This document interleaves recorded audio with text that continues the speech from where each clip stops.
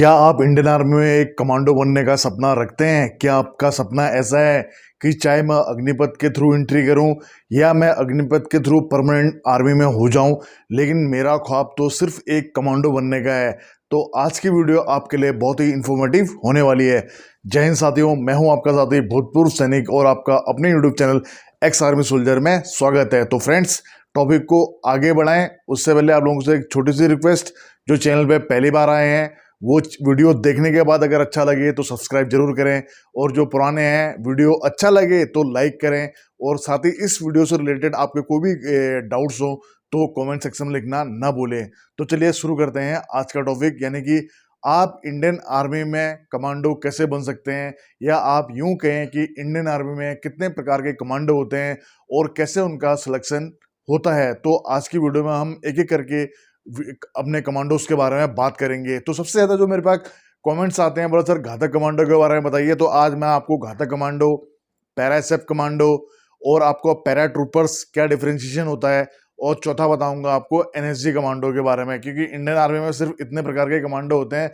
घातक के आपके हवास में भी होते हैं, सीआईजेडब्ल्यू में भी होते हैं, लेकिन जो एक कमांडो जिनके आगे बोला जाता है तो अपने मेन पैरासेप के स्पेशल फोर्स कमांडो, या हम बोलते हैं कि एनएसजी कमांडो, उनका ज्यादा आजकल प्रचलन है। हालांकि हवास की अपनी अहमियत है, सीआईजेडब्ल्यू की अपनी एक अलग अहमियत है। तो चलिए सबसे पहले लेते हैं हम घातक कमांडो को। दोस्तों, आपको बताना चाहता हूं कि हम जैसे बोलते हैं ना घातक कमांडो, आप लोगों के उसमें काफी कमेंट्स आते हैं कि सर घातक कमांडो के बारे में बताइए। एक्चुअल में जो घातक कमांडो होती है वो एक, हम कमांडो इसलिए बोलते हैं क्योंकि अधिकतर जो वैसे एक वो इन्फेंट्री बटालियन की एक प्लाटून होती है। तो अभी जो आप लोग नए हो या जिनका फौज से वास्ता नहीं है, आप बोलोगे प्लाटून क्या होती है। तो एक कंपनी की समझ लेना कि जैसे 4 प्लाटून होते हैं। जैसे आपके क्या होता है, एक कंपनी होती है, तो उसके बाद में कंपनी वाइज आपकी प्लाटून होती हैं। तो एक प्लाटून होती है, वैसे एक यूनिट की पूरी एक प्लाटून, जिसको हम बोलते हैं घातक प्लाटून। उसमें यूनिट के स्पेशल बंदे जाते हैं, और आपको बताऊंगा कि उसमें कैसे उसका सिलेक्शन होता है। उससे पहले थोड़ा बहुत घातक के बारे में आपको बता देता हूँ। घातक वैसे एक प्लाटून होती है, एज ए रिस्पेक्ट में हम घातक कमांडो बोलते हैं। कमांडो इसलिए भी बोलते हैं क्योंकि अधिकतर घातक प्लाटून में से ही कमांडो स्कूल बेलगाम में ट्रेनिंग के लिए जाते हैं। यानी कि आप बोलोगे सर हमने तो एसएफ कमांडो सुनी है, कमांडो डायरेक्ट स्कूल है क्या? आपने देखा होगा नाना पाटेकर की पिक्चर प्रहार, और उसमें जो कमांडो की खतरनाक ट्रेनिंग होती है वो आपकी कमांडो स्कूल बेलगाम में ही होती है। वहां आपको बहुत ही खतरनाक आपका कोर्स चलता है, जो ओरिजिनल कमांडो बन के बाहर आता है बंदा। तो अधिकतर घातक प्लाटून के बंदों को जाने का मौका ज्यादा मिलता है, और ऐसा नहीं है कि यूनिट के और बंदों को मौका ना मिले। लेकिन एक बात ध्यान रखें कि घातक प्लाटून जो होती है वो एक इन्फेंट्री का ही पार्ट है। अगर आपको इन्फेंट्री और कोर का डिफरेंशिएशन पता नहीं है तो आई बटन पे वीडियो है, आप देख लें। आप लोगों को इन्फेंट्री और कोर में क्या क्या डिफरेंस होता है वो आपको पता चल जाएगा, ताकि आपको इंडियन आर्मी का स्ट्रक्चर समझने में और भी आसानी होगी। तो फ्रेंड्स, अब जो यानी आपको मैंने बता दिया है कि यूनिट के सिलेक्टेड बंदे होते हैं, इसके लिए भी यूनिट में एक कोर्स चलता है, और वो कोर्स 1 महीने का भी हो सकता है। तो उस कोर्स में जो जो अच्छा परफॉर्म करते हैं उन बंदों को छांट के कंपनी वाइज फिर उनको घातक प्लाटून में डाला जाता है।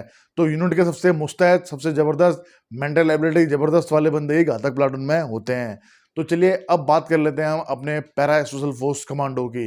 फ्रेंड्स, सबसे पहले आपको बता दूं कि पैरा स्पेशल फोर्स कमांडो का जो डंका है वो अपने इंडिया में ही नहीं पूरे विश्व में बसता है, वो भी जबरदस्त ढंग से।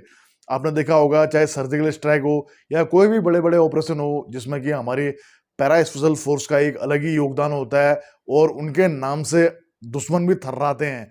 तो आपको और आगे बताता हूँ। और जो नेक्स्ट कमांडो है वो होती है हमारी एनएसजी, यानी कि ब्लैक कैट कमांडो। उसमें इंडियन आर्मी के थ्रू भी आते हैं और पैरासेप के थ्रू भी आते हैं। तो चलिए सबका सिलेक्शन बताता हूँ कि कैसे होता है। सबसे पहले बात कर लें घातक की, तो मैंने बता दिया है कि यूनिट में एक कैडर चलता है, और उस कैडर में जो अच्छा परफॉर्म करते हैं वो बंदे सेलेक्ट होकर उस यूनिट के घातक प्लाटून में जाते हैं। और घातक प्लाटून में जाने के बाद में उन लोगों को कमांडो कोर्स के लिए या स्पेशल अपॉर्चुनिटी मिलती रहती है, और यूनिट भी उनको प्रायोरिटी देती है, क्योंकि वो यूनिट के एक सिलेक्टेड बंदे होते हैं, मतलब जिनका फिजिकल, मेंटल, काफ़ी चीज़, सारी चीज़ें मतलब परफॉर्म में अव्वल होते हैं, वही बंदे घातक प्लाटून में होते हैं। अब बात, और लेकिन इनके लिए जो अलग से अलाउंस नहीं होता, और ये सिर्फ इन्फेंट्री बटालियन में ही होते हैं।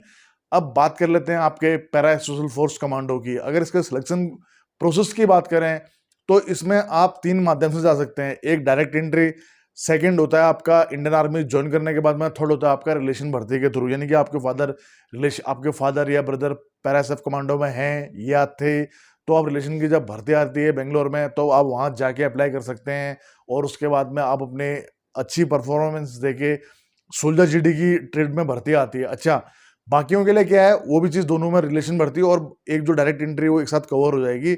एक्चुअल में आपको जब पैरासेप जो हम बोलते हैं ना डायरेक्ट आपको सिलेक्शन के लिए, तो उसमें क्या होता है कि आपको अपने यहाँ आप किसी भी स्टेट के हो तो आपके यहाँ सोल्जर जीडी की भर्ती आती है। सोल्जर जीडी की भर्ती में आप 100 में से 100 नंबर अपने फिजिकल में गेन करें और अंतिम रूप से अपना चयन करें, और उसके बाद जाके आपका एक अलग सा फिजिकल होता है जिसमें आपकी 5 किलोमीटर की दौड़ होती है जो कि आपको 20 मिनट से पहले आनी होती है।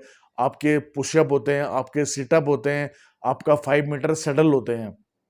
तो इन जो ये इवेंट होते हैं इसको लेके मैंने एक वीडियो बनाई है, आई बटन पे आप देख लेना कि कैसे उनका फिजिकल होता है, तो आपको वो चीज़ पता चल जाएगी। तो ऐसे करके सोल्जर जीडी के मार्फत भी आप पैरासेप में जा सकते हैं। एसएफ में डायरेक्ट नहीं जाते हैं, फिर भी आप पैराशूट रेजिमेंट में जाते हैं और वहाँ अपनी बेसिक ट्रेनिंग करते हैं।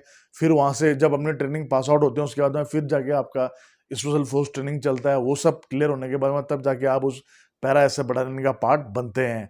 अगर हम इनके अलाउंस की बात करें तो घातक का कोई अलग सा अलाउंस नहीं होता है, लेकिन पैरासोल फोर्स का जो अलाउंस होता है वो 17,300 पर मंथ का होता है पैरासोल फोर्स कमांडो का। अगर बात करें हमारे पैराट्रूपर्स की तो उनका 6,000 रुपये पर मंथ अलाउंस होता है। तो ये था आपका पैरासेप का, यानी कि आपका डायरेक्ट एंट्री यानी कि सोल्जर जीडी के मार्फत। दूसरा रिलेशन आपके फादर या आपके भाई अगर पैरासेप में है तो भी आप जा सकते हैं। और थर्ड होता है इंडियन आर्मी ज्वाइन करने के बाद में आप अपनी सर्विस के 1, 2 या 3 साल के अंदर में आप वॉलंटियर हो और यूनिट उसके बाद क्या करती है एसएफ में ट्रेनिंग के लिए भेजती है एसएफ यूनिटों में। अगर वहाँ आप अच्छा परफॉर्म करते हैं, स्पेशल फोर्स ट्रेनिंग में पास हो जाते हैं, एयर ड्रॉप, पैरा जंप जो भी चीज़ें होती हैं इन चीज़ों को क्लियर कर लेते हैं तो आप पैरासेप का ही पार्ट बन जाते हैं परमानेंट। अब जो नेक्स्ट कमांडो है वो है हमारा एनएसजी कमांडो। एनएसजी जिसको कि हम बोलते हैं ब्लैक कैट कमांडो, और एनएसजी के बारे में भी आप लोगों को पता ही होगा। आप लोग आए दिन उसके टीवी के मार्फत या आप देखा होगा नेशनल मीडिया पे भी काफ़ी एनएसजी कमांडो के बारे में बताया जाता है। चाहे अक्षरधाम मंदिर हो, चाहे मुंबई का 26/11 हो, सब में उन्होंने अपनी बहुत ज़बरदस्त भूमिका निभाई, जिनके कि उनके शूरवीरों को हमारा दिल से सैल्यूट है। अब बात करता हूँ उसमें जाने का प्रोसेस क्या होता है। आप इंडियन आर्मी के थ्रू भी आप जा सकते हैं, लेकिन जो पैरा स्पेशल फोर्स है या घातक कमांडो ये इन्फेंट्री का ही पार्ट है। लेकिन एनएसजी में आप कोर के थ्रू भी जा सकते हो, यानी कोर की जो यूनिटें होती है, चाहे आप बंगाल इंजीनियर, चाहे आप आपकी core of signal, core of EME और इन आपकी अलग अलग जो आपकी जो कोर होती हैं उनके मार्फत भी आप एनएसजी कमांडो में जा सकते हो और वहाँ ट्रेनिंग करने के पश्चात आप एनएसजी का पार्ट बनते हो। लेकिन एनएसजी में ड्यूरेशन होता है 3 साल से लेकर अधिकतम 5 साल तक का। बाकी पैरा सब में आप परमानेंट रहोगे जब तक आपका फिजिकल फिट है और आप फिट हो और आपका शरीर फिट है। तो अब ये चीज़ हो गई माध्यम, और प्लस इसमें क्या होता है कि एनएसजी में आप पैरामिलिट्री फोर्सेस के थ्रू भी जा सकते हो। बाकी तो सब मिनिस्ट्री ऑफ डिफेंस का पार्ट है, चाहे इंडियन आर्मी हो, इंडियन नेवी हो या इंडियन एयरफोर्स हो। अब इंडियन आर्मी के थ्रू आप पैरा सब कमांडो में भी जा सकते हो, घातक में भी जा सकते हो और पैरा ट्रूपर्स में भी जा सकते हो। पैरा ट्रूपर कमांडो नहीं है, लेकिन उनको बिल्कुल भी कम ना आके, क्योंकि एक माँ के 2 बेटे हैं, स्पेशल फोर्स पैरा का ही पार्ट है, तो इसलिए मैं उनको भी मतलब कमांडो से कम नहीं आंकता हूँ। तो जो और रही बात एनएसजी की, तो एनएसजी में पैरामिलिट्री फोर्सेस के थ्रू भी आते हैं, जहाँ इंडियन आर्मी का काम एसएसी का होता है, यानी कि स्पेशल एक्शन ग्रुप का। वहीं पैरामिलिट्री फोर्सेस का काम होता है स्पेशल रेंजर ग्रुप का। तो दोनों में क्या डिफरेंस है, आई बटन पे वीडियो है, आप देखिए, आपको उस चीज़ के बारे में जानकारी मिल जाएगी। और अलाउंस की बात करें तो जो मैंने आपको बता दिया पैरासेप का 17,300 है, और बाकी अलाउंस से रिलेटेड एक दिन अलग से वीडियो बनाएंगे कमांडोज का, क्या क्या उनको अलाउंस मिलते हैं और इसी प्रकार हम एल्टीट्यूड अलाउंस कितना होता है। आप लोगों का बहुत आता है कि सर सियाचिन ग्लेशियर में अलाउंस कैसे कितना होता है, क्या टर्म्स एंड कंडीशन होती है, उसको लेके भी नेक्स्ट वीडियो बनाएंगे या आने वाले टाइम पे आप लोगों को वो वीडियो मिल जाएगी। अगर ये वीडियो में मेरे इस वीडियो में कोई पॉइंट छूट गया हो तो आप मुझे कमेंट सेक्शन में लिख सकते हैं, आपके कमेंट्स के आधार पे मैं नेक्स्ट वीडियो बनाऊंगा।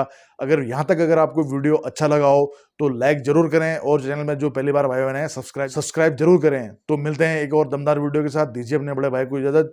जय हिंद, जय भारत, वंदे मातरम, भारत माता की जय। दोस्तों सब्सक्राइब कीजिए एक्स आर्मी सोल्जर को डिफेंस की सबसे सटीक और सबसे आसान भाषा में जानकारी के लिए, साथ ही बेल आइकन को प्रेस करें ताकि आपको नोटिफिकेशन सबसे जल्द मिले।